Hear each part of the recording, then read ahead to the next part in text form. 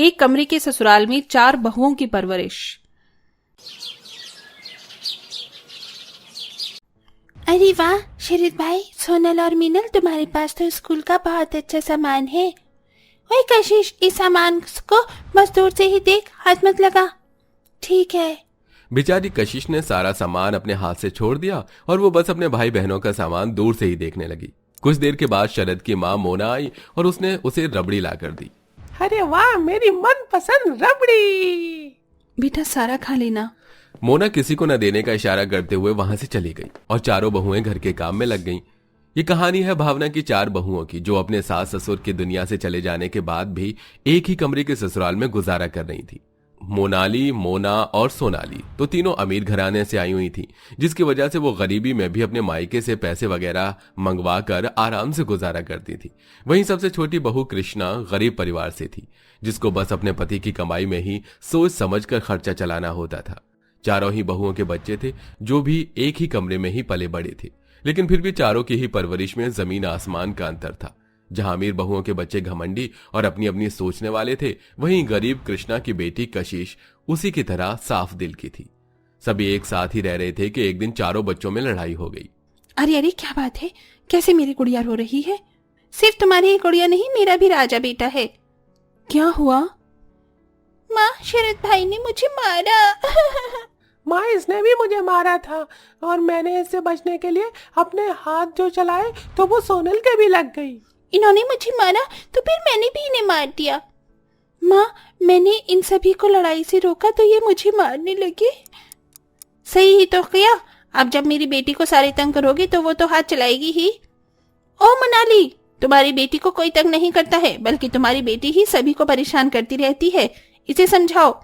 मेरी बेटी जैसी भी है ठीक है, ये सब तो सोनाली जी की बेटी की गलती है जो लड़ाई हुई है। अच्छा, मेरी बेटी की गलती है? मेरी बेटी ने जो किया ठीक किया। तुम्हारे बच्चों के तो उसे दांत तोड़ देने चाहिए थे। मैंने उसे दबना नहीं लड़ना सिखाया है। अरे अरे भाभी, आप तीनों बच्चों की लड़ाई में खुद क्यों पंगा कर रही हैं? बच्चों में तो ऐसे लड़ाई हो जाती है। ऐसे में उन्हें मारने की नहीं, समझाने की बात करनी चाहिए। हमें मत सिखाओ, तुम्हारी बेटी भी इस लड़ाई में शामिल है, समझ आया? चलो मीनल बेटा, मैं तुम्हें बाहर लेकर चलती हूँ। इन 2 कौड़ी के लोगों के पास रुकने से कोई फायदा नहीं है। प्रिंसेस, तुम इनके साथ मत खेला करो, इनकी औकात नहीं है तुम्हारे साथ रहने की। शरद बेटा आओ, मैं भी तुम्हें बाहर मॉल में लेकर चलती हूँ।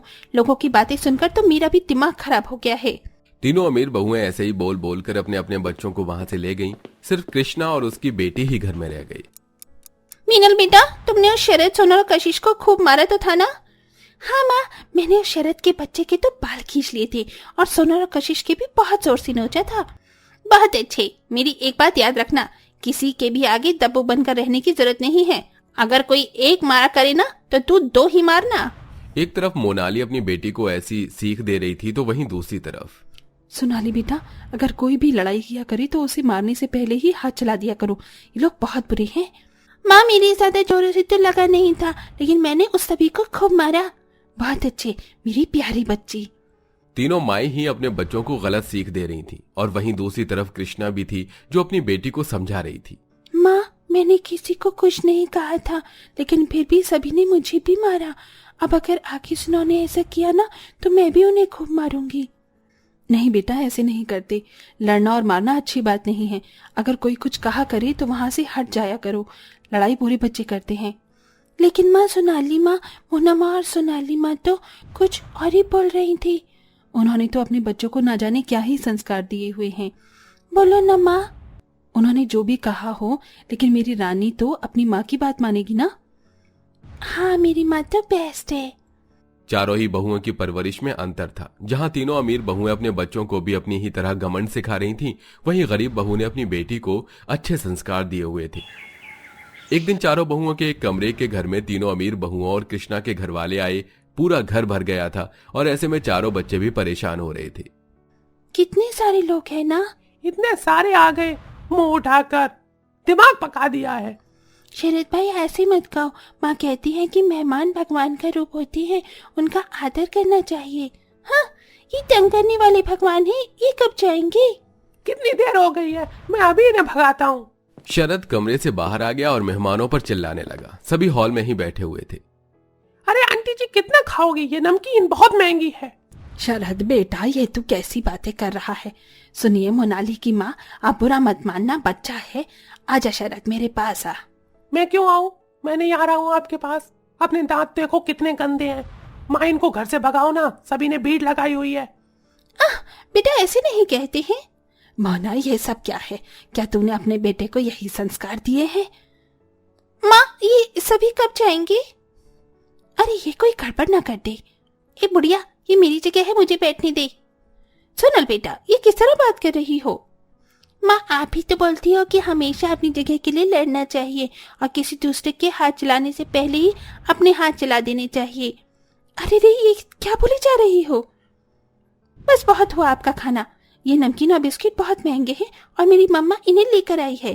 नहीं बेटा, ऐसे नहीं कहते, ये मेहमानों के लिए ही है। चलो सब कुछ यहीं रख दो। नहीं, ये इनके लिए नहीं है। आप ही तो कहती हो कि औकात से खाना चाहिए और हमारी चीजें खाने की इनकी औकात नहीं है।